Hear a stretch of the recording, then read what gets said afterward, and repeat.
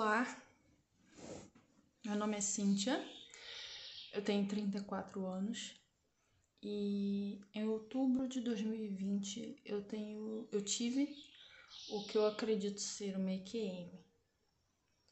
Eu postei um vídeo aqui anteriormente falando sobre essa experiência da EQM, só que eu postei o assunto, digamos que da metade já, metade da trajetória até eu chegar a essa EQM, eu já havia contado em um grupo no Facebook de espiritualistas que eu participo.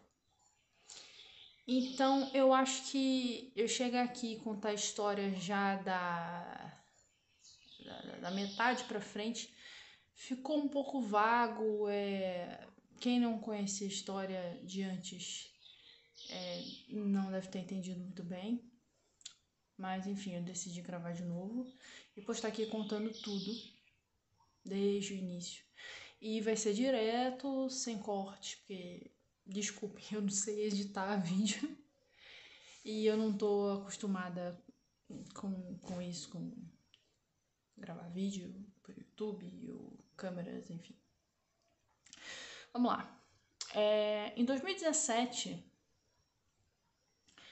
eu tive um baque muito grande na minha vida, no qual gerou o início de um processo depressivo muito forte, muito forte.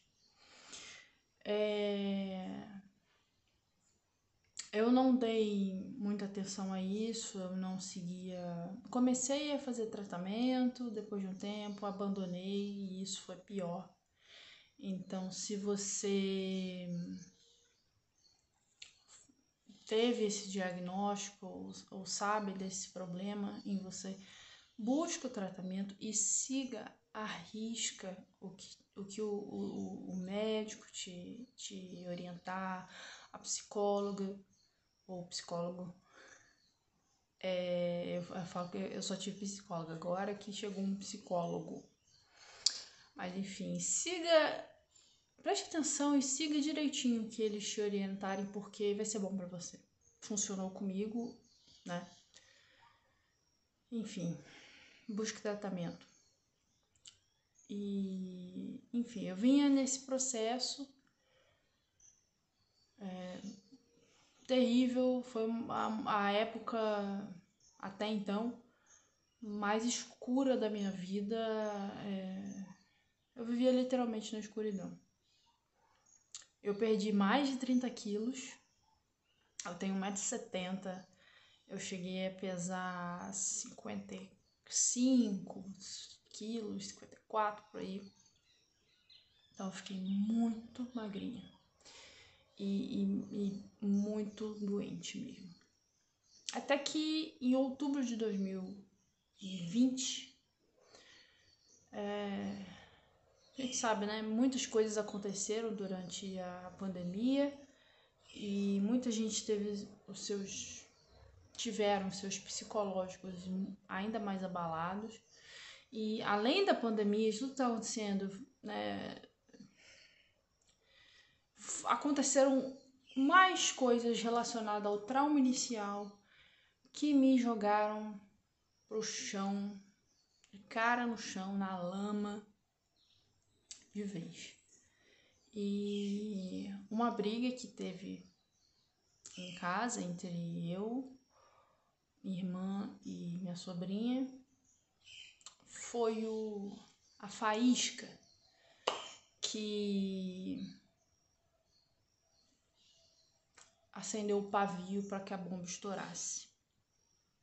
Uma briga que não tinha nada a ver com o trauma que gerou o processo depressivo severo. E eu vou usar essa expressão aqui porque o termo mais conhecido não é bem aceito pela plataforma, pelas plataformas e os algoritmos.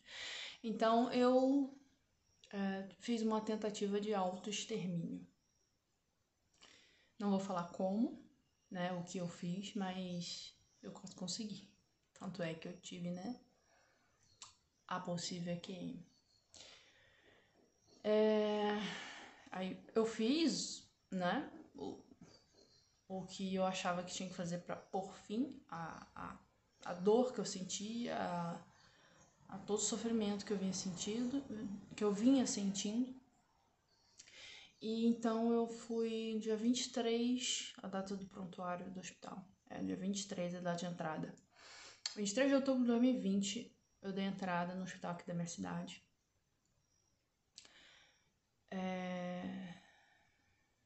Inconsciente, muito mal. Só que os médicos achavam que eu ia acordar logo, então falaram até pra minha mãe assim: ó, não passa a noite aqui não, deixa ela aí, vai pra casa, descansa, que amanhã ela vai acordar. Só que eu fiquei, pelo que diz nos prontuários médicos, eu pedi, há pouco tempo, fui no hospital e pedi, eu quero cópia do meu prontuário do período tal a tal, 23 de outubro de 2020 a 1 de 11 de 2020. Foi o período que eu dei entrada e que eu saí do hospital. Eu achei que eu ia receber, sei lá, 20 páginas, 15. Vieram 181 páginas. Eu tenho em PDF isso. Todos os relatórios, exames, tudo. Medicação, tudo. Boletins, enfim. E aí, eu sabia já, tinha uma noção porque a minha família veio me falar que eu fiquei em torno de 4 dias em coma. E confirmei isso pelos relatórios no prontuário. E aí, que aconteceu, né? Que nesse período que eu estava em coma, minha consciência estava vivendo outras coisas em outros lugares. A minha consciência se afastou muito dali, de onde o meu corpo físico estava. Existe uma escala, eu não sabia dessa escala, eu vi, e termos também, eu vi pelo o que tinha escrito nos relatórios do prontuário, e aí eu fui pesquisar o que era. Existe uma escala de coma que chama coma de Glasgow, onde alguns estímulos do paciente em questão que está em coma são testados e, de acordo com as respostas, os médicos dão pontos. No final tem uma soma e o resultado dessa soma, desses pontos, define a gravidade do coma. Eu não respondia a nenhum dos estímulos, nenhum. Tentaram, tem escrito no relatório, tentaram até estímulos, com que eu respondesse a estímulos dolorosos, eu não respondia a nada.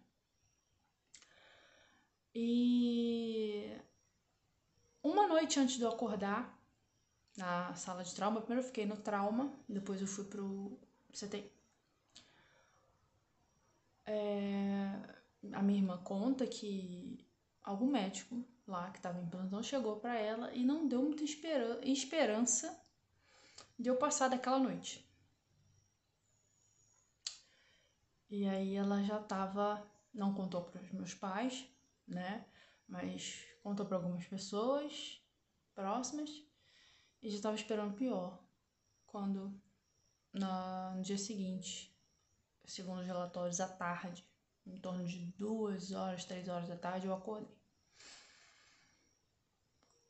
Por que o médico já não deu muita esperança? Porque a minha pontuação no coma de Glasgow era baixíssima. Se eu não estiver errada, se tiver algum médico aqui ou enfermeiro que conheça, me corrija. Quando você atinge a pontuação de 3, quanto mais baixa a pontuação, pior é o estado do coma, do paciente em coma. Quando você atinge 3, é morte cerebral. E aí o hospital tem um protocolo de aguardar, se não me engano. Eu vi isso na TV, inclusive esses dias que aconteceu com um outro rapaz. Tem um protocolo de aguardar 72 horas para comunicar à família que aconteceu a morte cerebral. Só que nesse meio tempo eu acordei. E aí, ok. Meu corpo estava lá em coma. Após eu apagar aqui, eu passei por um período de nada. Eu falo que é o período do nada. Escuridão, nada acontecia, nada, apagado. De repente, eu acordei a consciência, né? Meu corpo estava em coma. Vamos falar agora da experiência da consciência. Eu acordei em um lugar muito similar a um laboratório. Um laboratório super tecnológico, super moderno, com tecnologias que eu desconheço aqui na Terra. E nesse laboratório que eu acordei, eu não via as pessoas que estavam responsáveis pelo processo que estava acontecendo comigo e mais um homem ali ao meu redor, ao meu lado. Eu não os via, mas eu ouvia as vozes deles. E era uma voz de um homem e uma voz de uma mulher. E o mais que buga minha mente, que eu não consigo... Quer dizer, eu entendi um pouco já, depois que encontrei uma explicação. Mas enfim, eu acordei, ouvia e... Só que eu não era eu assim. Não tinha forma humanoide, cabeça, membros, tronco. Eu era algo similar a um cubo. Eu e o homem que estava ao meu lado, passando por esse mesmo processo. Eu sei que era um homem. Não me pergunte como, mas eu sei que era um homem. E esse homem tentava me acalmar. Eu tenho minhas ideias de quem seria esse homem, porque sempre havia, em todos os lugares que eu estava, em todos os ambientes diferentes que eu estava, sempre havia a figura de um homem tentando me acalmar. Porque eu estava sem entender, desesperada e querendo falar com a minha família. Mas enfim, eu e ele éramos algo similar a um cubo que estávamos sendo dividido em 12 partes. E aí foi que eu fiquei, 12? Que isso? Estou sendo dividido em 12? Isso eu tomando consciência lá em 2020. E em 2022 eu cheguei ao conhecimento, quem quiser busque, tem explicações bem fáceis de entender, inclusive aqui no YouTube, sobre mônadas. Mônadas e suas divisões. Só isso. Busquem sobre isso. Vocês vão entender mais ou menos o que eu entendi sobre isso, essa visão do que aconteceu. Não sei se era uma memória, não sei se estava acontecendo na hora, não sei se era uma projeção da minha mente, não sei. Mas enfim, eu estava sendo dividida em 12, e esse homem também. E uma dessas 12 partes seria separada para adentrar a um útero materno, né? Um útero de uma mulher. E só que antes de eu ir para o útero, essa parte, ir para o útero dessa mulher, eu pedi com algum contato dessas duas pessoas que estavam comandando aquele processo. E a mulher se aproximou, eu não a vi, não consegui ver. Ela falou, calma aí, deixa eu marcar ela aqui para ela... deixar uma marca nela para ela nunca esquecer disso que aconteceu aqui.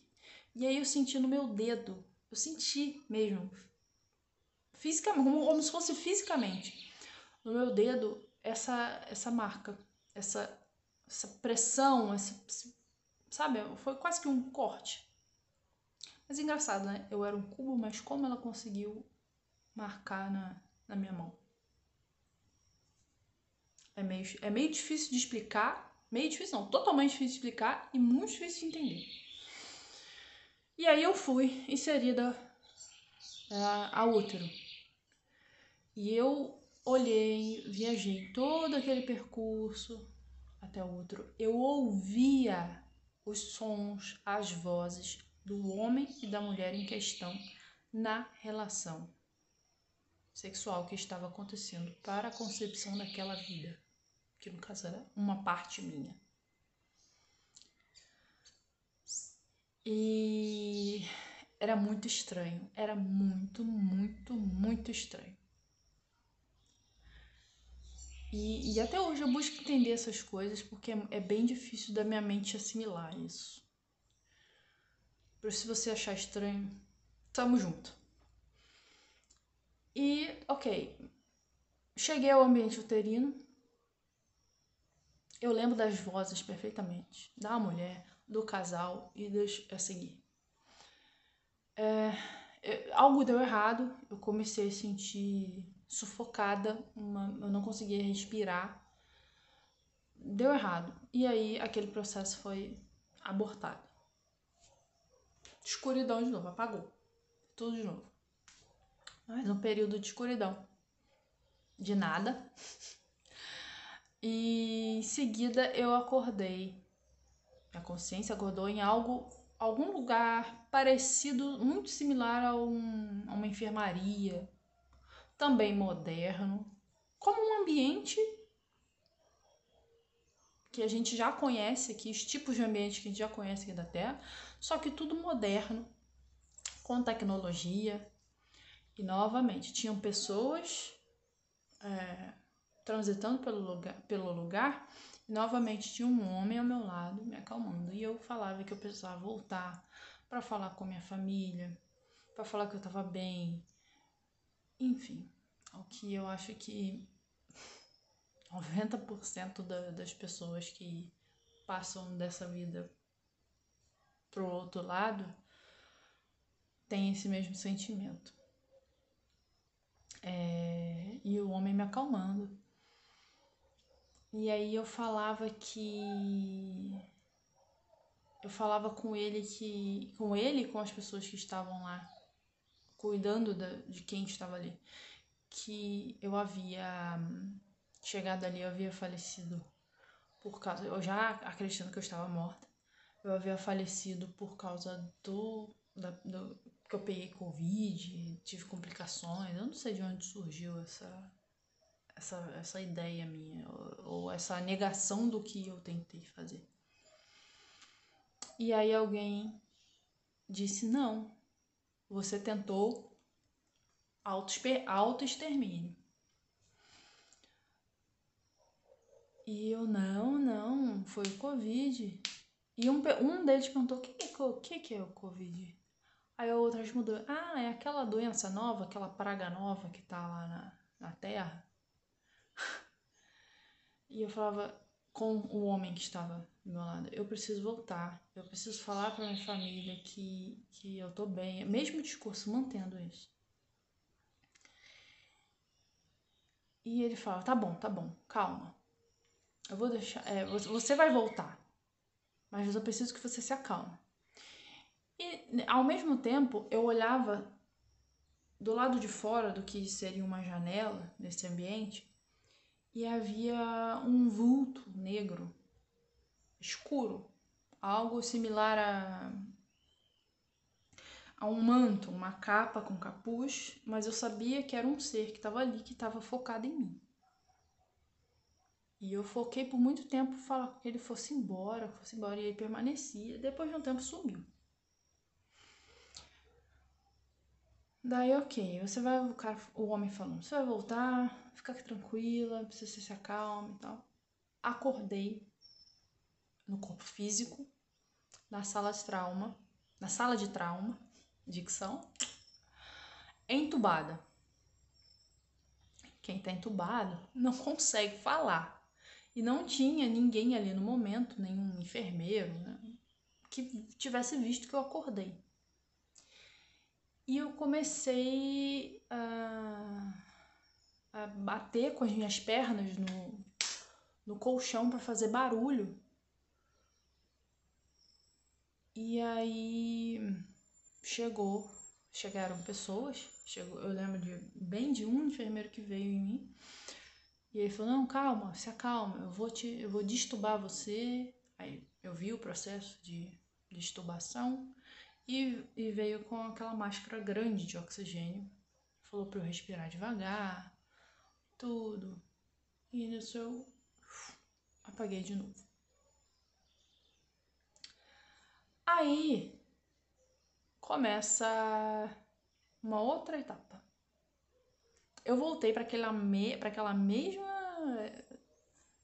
mesmo ambiente, que eu acredito ser aquele mesmo ambiente que eu tava antes. E o mesmo homem tava lá me esperando. E eu falei, você mentiu. Você falou que eu ia voltar para minha família e eu tô aqui de novo. Você mentiu para mim.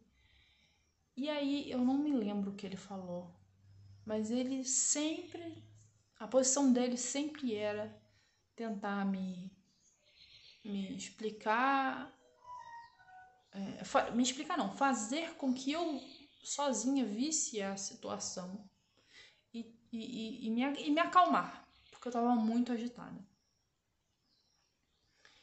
E aí, em certo momento, eu entrei numa linha de pensamentos lá que não foi legal e ele se afastou. E então chegou um ser. Aí eu já me fui para outro ambiente, eu estava amarrada em um outro ambiente. Chegou um ser que seria o boss, o chefe ali daquela turma ali, que ele ficava numa sala só dele, e eu via a silhueta dele, que era muito escura, que era escura e ele era muito grande. E havia uma mulher com um corpo humanoide, mas o rosto não era humano, que auxiliava ele nas todas as coisas que eram necessárias ali. Gente, desculpa esse vídeo ficar longo, mas aqui edição, como eu falei no início, não vai rolar. E ele tentava ele, a mulher, quem tava ali, tentava me convencer a ficar naquele lugar. Que ali era o lugar que eu ia ficar agora. E que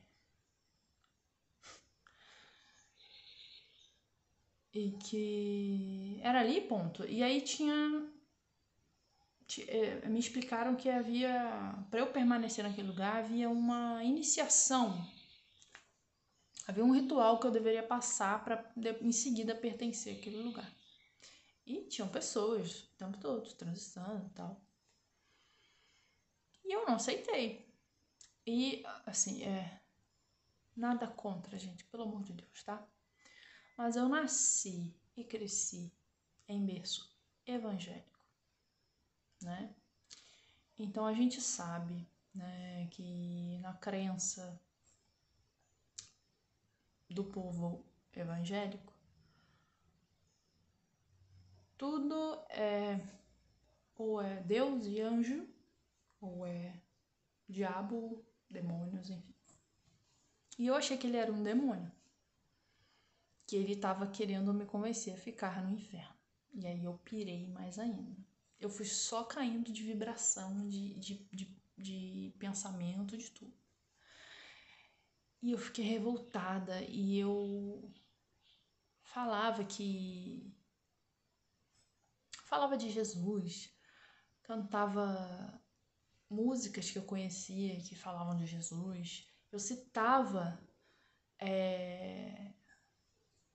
trechos da Bíblia que eu agora aqui eu não sei citar para vocês, mas eu citava.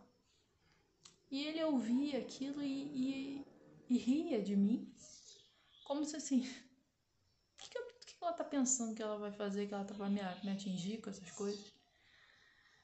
E a iniciação se baseava, não era naquele lugar, que era também um ambiente moderno, tudo. Não, mas não era naquele lugar a iniciação. Era como numa portinha dos fundos da sujeira. Que se baseava em passar todo o processo que Jesus passou, da condenação à via crucis até chegar na crucificação. E eu falava com ele, debatia com ele, debatia. Até que em certo momento ele saiu dessa sala que ele estava sentado num trono, numa cadeira, numa poltrona, não sei o que ele tá sentado, mas ele tá sentado. Ele saiu dessa sala e aí eu tive real noção do tamanho dele. Ele era como um dragão. Ele tinha asas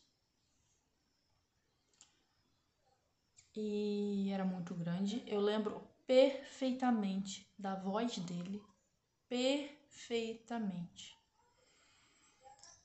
E chegou à conclusão de que, olha, essa menina aqui não vai dar certo. Aqui não é compatível, não dá, vamos despachar ela para outro canto. Ele não usou essas palavras, estou usando as palavras que eu encontro para explicar para vocês. Vamos despachá-la para outro canto, porque ela não é compatível com o que a gente tem aqui, com o que a gente tem para oferecer. E só que antes dela ir, tem uma punição para ela. E então eu tava num local mais alto, um pouco, amarrada. E então ele subiu até esse local e ele começou. É difícil falar disso. Ele começou a me lacerar, me devorar. Viva. Né? Viva lá, do outro lado, de onde eu tava. E eu sentia, o mais engraçado é que eu sentia como se fosse no meu corpo físico. Mas eu não estava em corpo físico. Essa parte, eu entendo que minha consciência se afastou muito do meu... Isso é crença minha, tá? Minha consciência se afastou muito do meu corpo a ponto de eu ter esse tipo de experiência em outros lugares. Mas essa parte... eu creio mais que tenha sido algo relacionado à projeção e não mais a EQM. E eu acho que eu atingi o limite máximo de vídeo aqui, eu vou ter que parar. Enfim, me devorou lá, outro vagão. Daí eu acordei em algum lugar parecido com uma casa, no qual uma mulher tomava conta, cuidava de mim. Eu e mais uma menina. Que depois quando...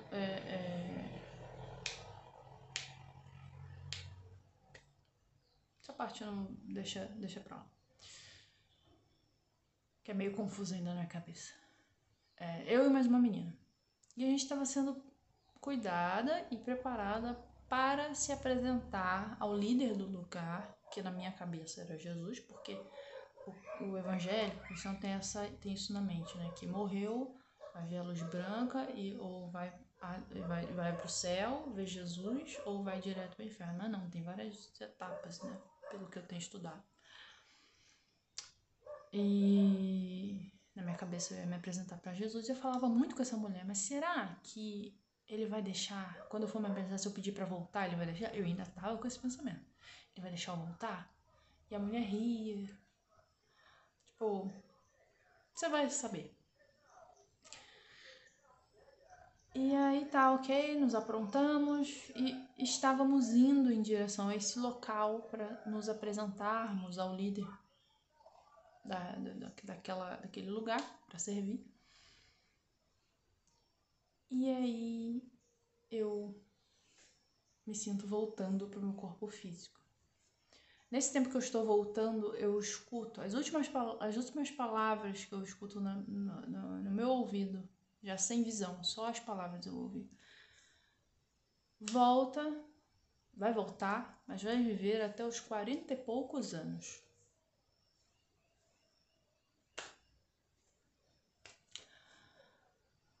E aí acordei no CTI, já estava no CTI. E aí foi todo um processo, né, que eu fui melhorando até ter alta e voltar para casa. Passou um tempo bom até eu começar a digerir, tentar digerir essa história, porque eu ainda não consegui. Acho que eu vou morrer sem entender tudo isso.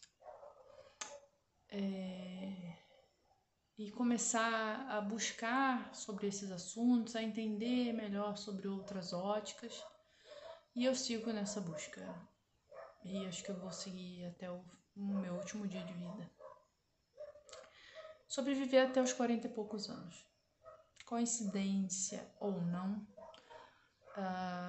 tem um problema genético que a minha tia, irmã da minha mãe, foi aos 30 e poucos anos por esse problema. Eu tive um primo que foi 23 anos, se não me engano, pelo mesmo problema. Meu pai tem esse problema, só que no coração, que é de o que eu tenho. Que eu tenho não é meu, está aqui. É um aneurisma cerebral na carótida. Eu tenho também exames. Carótida do lado esquerdo e a emergência do nervo oftálmico, ou seja, tá aqui por trás, aqui nessa direção. E eu venho acompanhando, eu tô na fila de espera para fazer uma arteriografia e de repente fazer uma embolização ou craniotomia para resolver esse problema, se Deus quiser. Então, seu aneurisma, você não vai me levar nos 40 e poucos anos. E é isso. A minha história é essa. Eu espero que eu tenha conseguido explicar. Desculpa mais uma vez pelo vídeo longo. E muito obrigada por ter ficado até aqui, ouvido. E eu sei, é difícil de entender. É muito difícil de explicar. Porque quando você passa por esse tipo de experiência, você ouve coisas que você não tá acostumado a ver e ouvir aqui.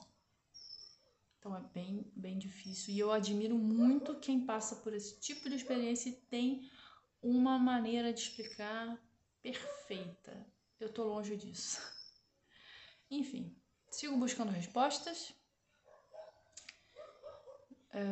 Eu pretendo algum dia alcançar nessa vida aqui, lá ou em outro. É isso. Fique em paz e até qualquer dia.